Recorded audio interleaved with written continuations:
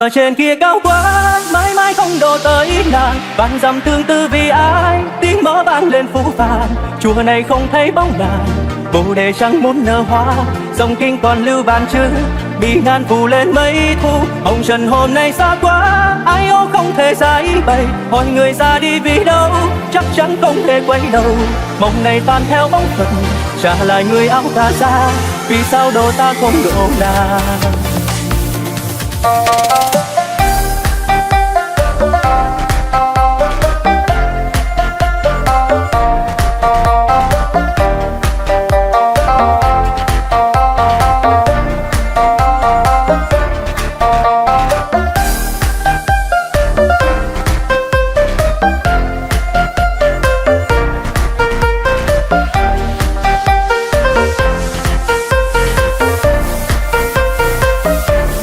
Ở trên kia cao quá, mãi mãi không độ tới nàng. Vạn dặm tương tư vì ai, tiếng mõ vang lên phũ phàng.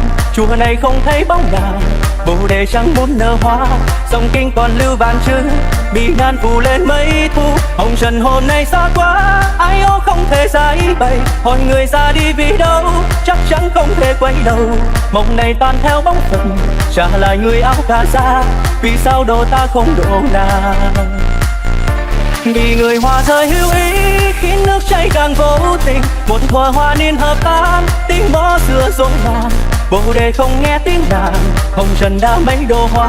Mắt còn vương màu máu, hồng nhan chẳng trông thấy đâu. Lại một tay ta gõ mõ, phá nát khung cương biến hòa. Vài độ xuân thu vừa qua, có lẽ không còn thấy nàng. Hỏi Phật trong kiếp này, ngày ngày gõ mõ tung kinh. Vì sao độ ta không độ nàng?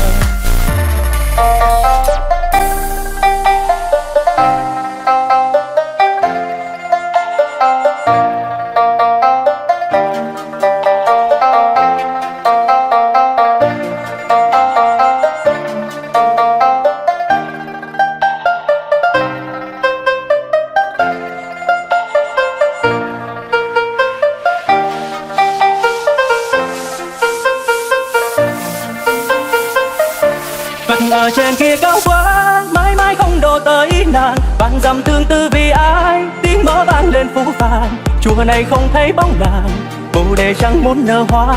Dòng kinh còn lưu vạn chữ, bị ngàn phủ lên mấy thu. Hồng trần hôm nay xa quá, ai ô không thể giải bày. Hỏi người ra đi vì đâu, chắc chắn không thể quay đầu. Mộng này tan theo bóng phật, trả lại người áo cà sa. Vì sao độ ta không độ nàng?